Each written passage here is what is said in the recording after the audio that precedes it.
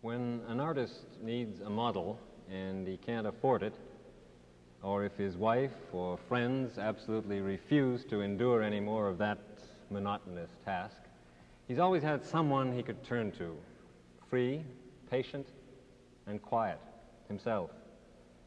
The most famous self-portrayer was, of course, Rembrandt. He's left an autobiography in paint in which vanity was nothing, the search for truth was everything. Some of his self-portraits rank among his greatest works, and probably that's because artists have no need to flatter themselves. They can explore to the fullest the paths which they've charted for themselves. We'll be looking at some confrontations of the self, etchings, lithographs, woodcuts, by such 19th and 20th century artists as Cezanne, Chagall, Kollwitz, and Rouault. Painting, for me, is a very private affair, not a vaudeville act, and I don't do many portraits these days. But I remember in my art student days, I did some in the summers down on Cape Cod, and for some reason, people like to watch. So I thought it might make a light interlude between the serious work you're going to see if I tried a little self-portrait study. These things look very rough in the beginning, and often they look very rough when they're finished, but that's part of the adventure.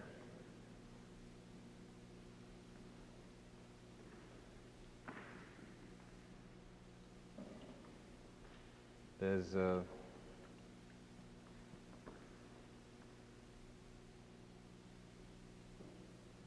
it's sort of an appalling thing to be doing, to be doing this under the eyes of these masters who are on the wall looking at me, but perhaps they'll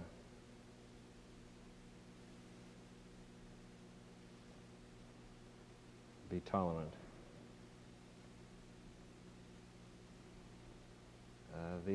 Working on a toned ground the way I am here is a real throwback. I learned, I was trained in sort of an impressionist technique where you paint on the white canvas. You don't cover it with a brown tone, and that gives you a freshness of color.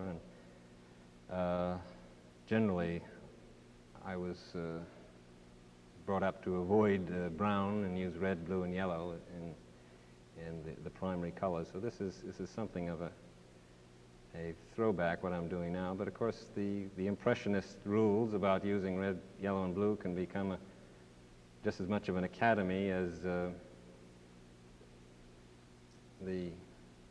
19th century salon could be.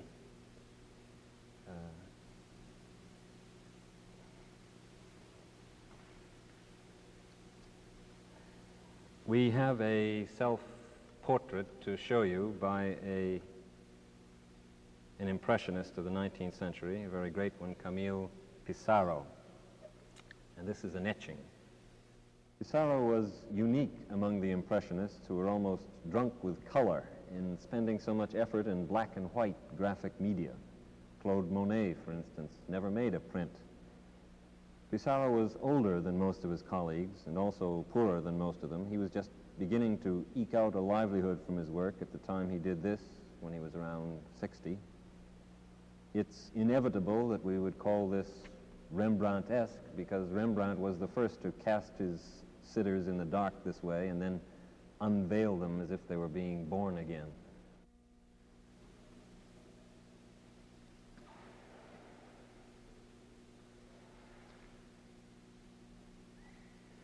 I remember when I was in Japan years ago, I did a portrait of this old man with a wonderful face, and I hadn't been in Japan very long and I didn't know much of the language, and he'd take a break every 20 minutes or so and come over and look, see what I was doing, and he'd be quiet for a minute and then he'd say, "Naruhodo." naruhodo. And then he'd go back and we'd work some more, and he'd rest again, and then he'd say, naruhodo, naruhodo. So I was getting nervous after a while. I thought I was making his hodo to naru or something like that. And it turns out all it meant was, oh, that's how you do it, or I see, or something like that. I was talking about artists having no need to flatter themselves. I'm already beginning to make myself look like Dr. Kildare or something here.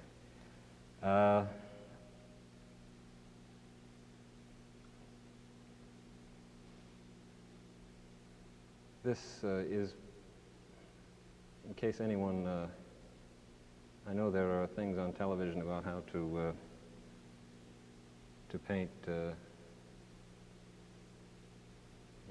Japanese brush painting or something like that, and this is not a how to do it lesson. It's just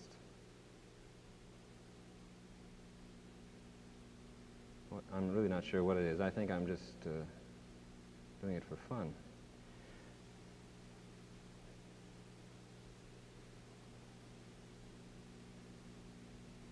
It's very funny experience when you haven't been doing something like a portrait for years. I've been involved in other things in my work, and go back to it, you sort of, the first thing you think of is the old formulas you learned, and this is what I'm doing now, is painting sort of a formula, not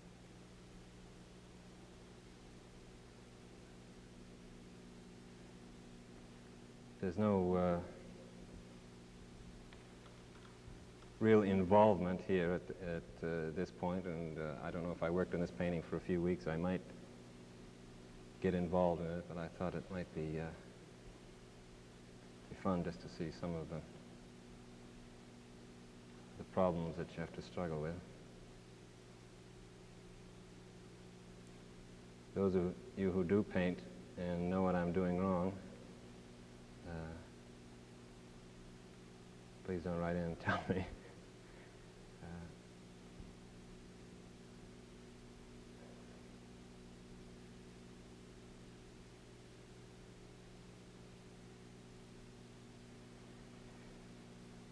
And still, there's a little bit. I see myself as a combination of Flash Gordon and Dr. Kildare. I think that's what it is.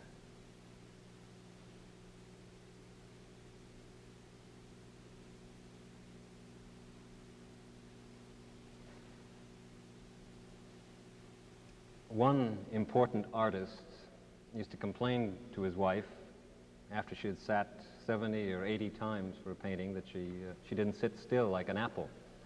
So it's inevitable that Paul Cezanne would turn to his own image for studies of a new kind of pictorial form. This is a lithograph.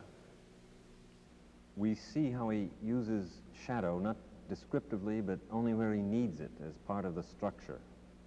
The coat and the canvas are seen together as a dark mass, and he's aware of the shape relationship of his white beard and his white shirt. These are some words of Paul Cezanne. Shall I ever reach the goal so eagerly sought and so long pursued? I hope so, but as long as it has not been attained, a vague feeling of discomfort persists, which will not disappear until I shall have gained the harbor. That is, until I shall have accomplished something more promising than what has gone before, thereby verifying my theories, which in themselves are easy to put forth. The only thing that is really difficult is to prove what one believes. So I'm going on with my researches. I'm continually making observations from nature, and I feel that I'm making some slight progress. Elsewhere, Cezanne observed that in an orange, an apple, a bowl, a head, there's a culminating point. And this point is always, in spite of the tremendous effect of light and shade and colorful sensations, the closest to our eye. The edges of the objects recede to a center on our horizon. He also said, don't be an art critic, but paint. Therein lies salvation.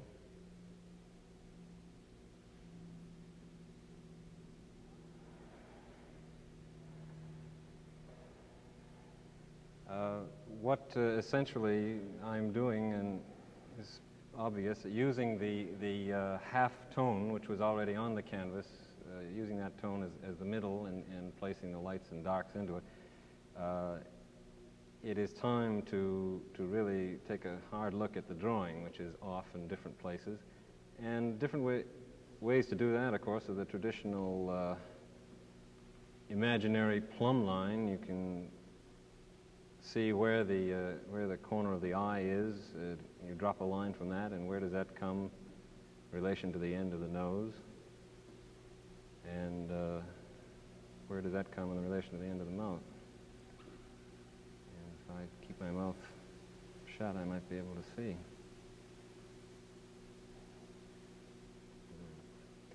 After a certain point, after you've got things placed, generally, the accepted practice was to go back and finish each part in detail. Of course, one man's idea of finish is another man's idea of killing a painting.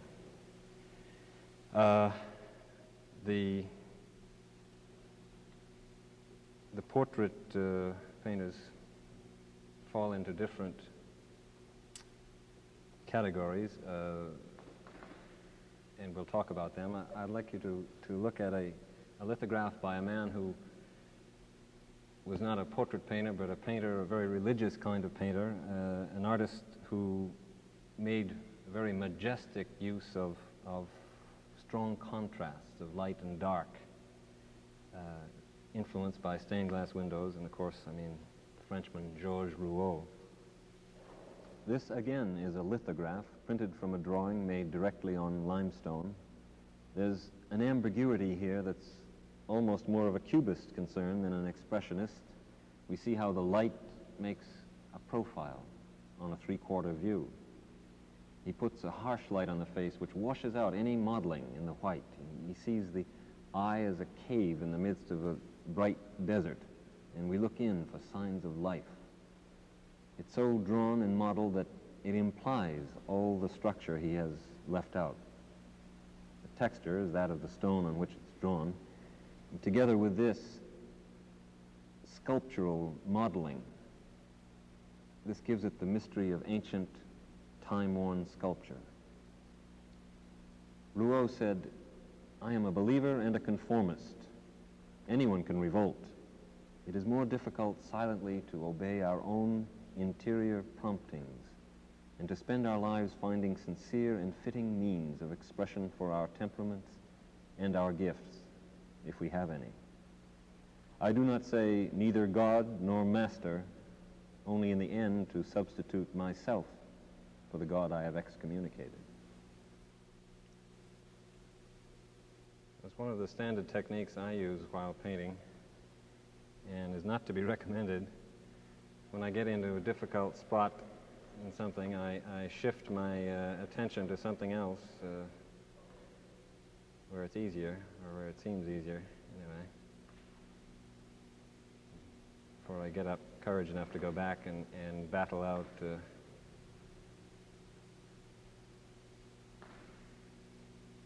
what eyes look like.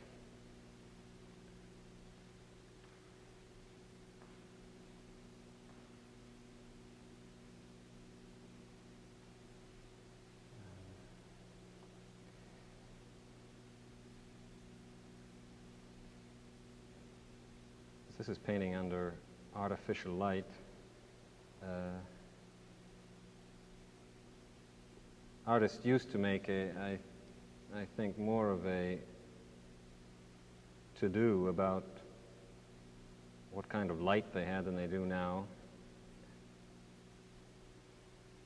I remember complaining to a painting teacher one time that the light had changed and therefore I couldn't properly complete the masterpiece I was working on. And he pointed out that the subject was the same man, no matter what the light was.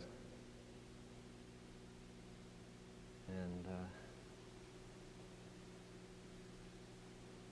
I didn't have an answer answer for that.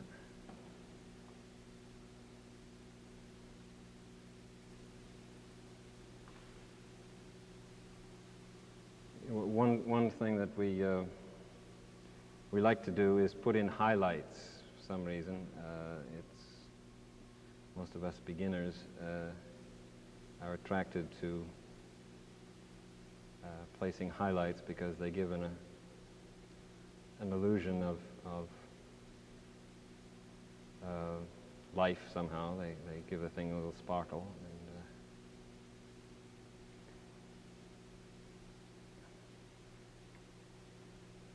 Then you go and look at what people like Velázquez and Hals did, and you see they were more interested in other things like the direction of the planes of the face being picked up by the brushwork. Of course, there's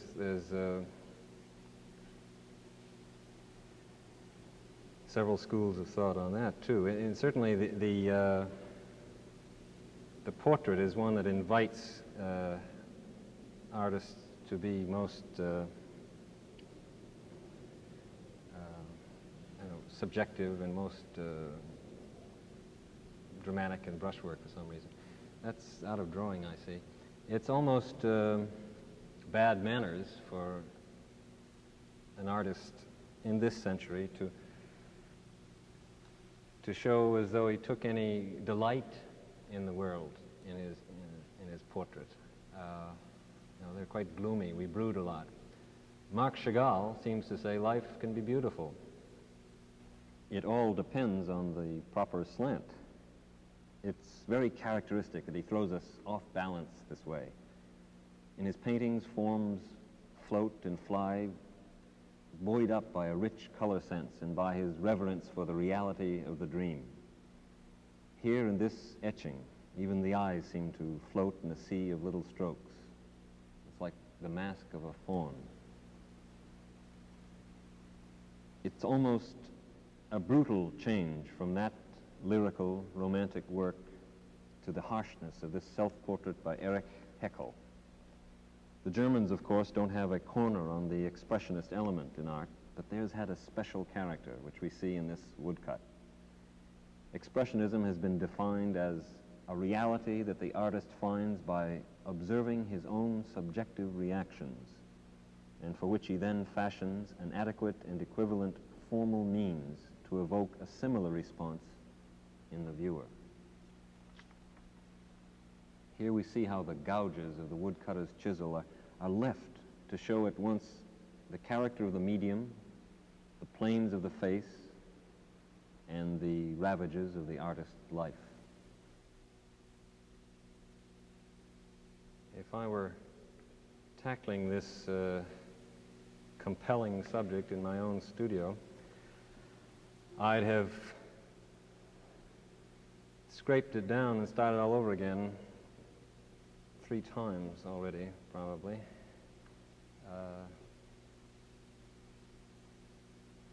But I'll sort of muddle through here with your tolerance.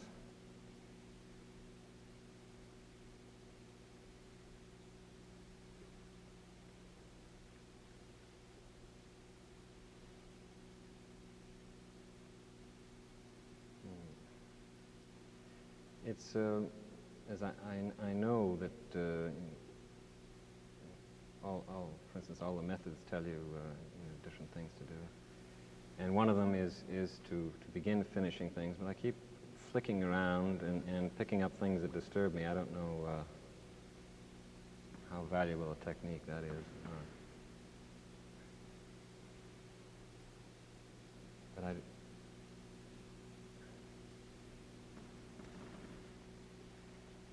don't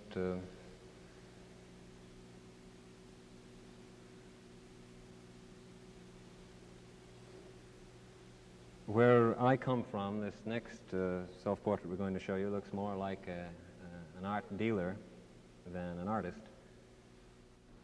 But the man under that derby is Max Beckmann, the famous German expressionist. He has used the etching needle to mark out the planes of the face.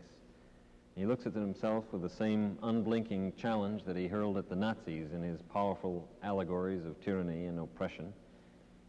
He said, "One of my problems is to find the ego, which has only one form and is immortal, to find it in animals and men, in the heaven and in the hell, which together form the world in which we live. What I want to show in my work is the idea which hides itself behind so-called reality. I am seeking for the bridge which leads from the visible to the invisible."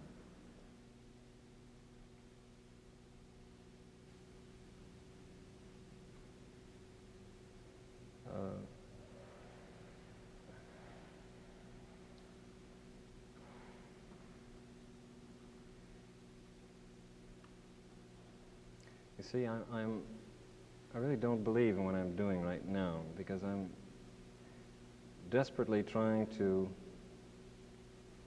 pick up that light. And what does that light, that accidental light, which happens to be on me right now, have to do with anything but accident? It makes perhaps the value of doing something like this every once in a while is like doing the scales. There is a discipline involved, but it involves, for me, a great wrenching of the vision, because I really don't believe that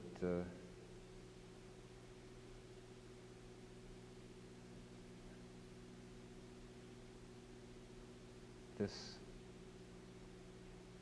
reveals anything. It might reveal something negative, but I don't think it reveals, this way of painting can tell us much at this stage in history. It's,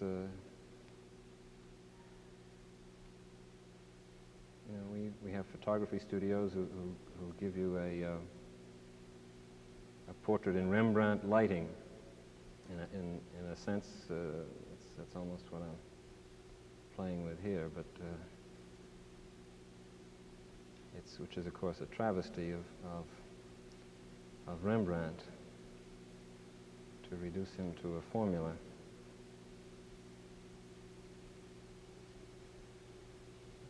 All in all, it's much too flattering, but yeah.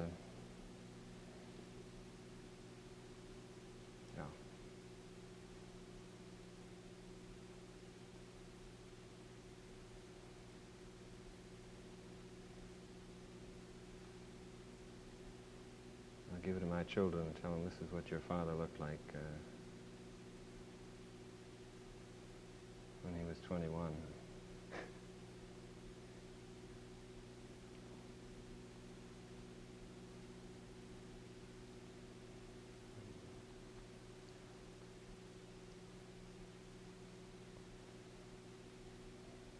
I think my nose is longer than that, isn't it? It's too bad this isn't one of those shows where you could telephone in and you could tell me where the drawing is wrong. One of the most brilliant colorists among the expressionists is represented here by a self-portrait in black and white. And it's by Emil Nolde. It looks like a tragic Greek mask. Emil Nolde was actually more attracted to the arts of Africa and the Orient. He was a mystic, a visionary. See how everything's simplified here. The head is really egg-shaped. The shadow of the eye is the shadow of the room. He asks a great deal of us. He asks us to read these two little light spots as the lower lip. And the way he's used the texture and the light almost suggests that the face has been beaten physically. And if it looks lonely, it's not surprising, considering what Emil Nolde believed a great artist should be.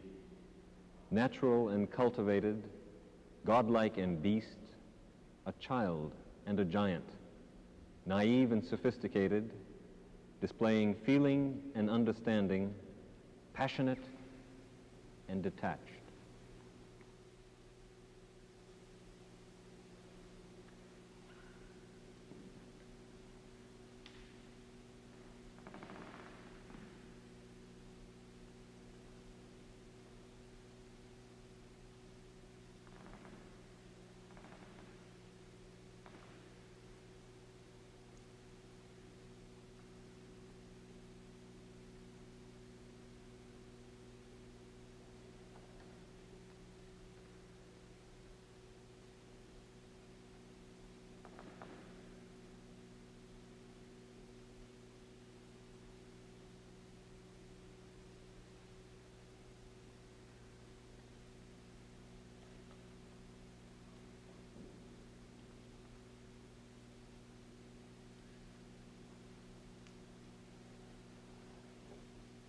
It's not for gallantry that we've left the final place of honor to Kathe Kollwitz. It's simply that she's done some of the most moving and profound self-portraits of our time. You know her lithographs and etchings of the oppressed and hungry, the lost and the bereaved in Germany during the first half of this century.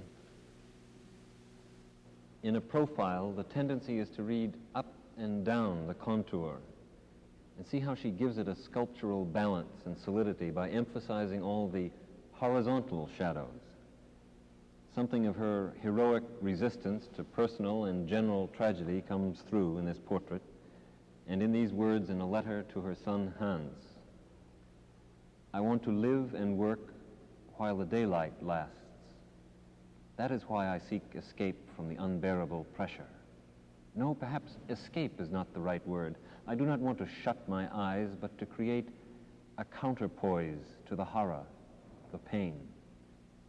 Even so, many times come when sadness weighs me down like lead. I must fight my way out of this gray despair and find purpose and calm in the daylight of work. There will be joys too, serious joys, but joys nevertheless. In the deepest sense, it can be said that every work of art is a self-portrait. We look to art not for the faithful depiction of a house, a tree, or a face, but to find another man's idea of the world so that it may enlarge our own. Now I'll go back to Portrait of the Artist as a Trained Seal.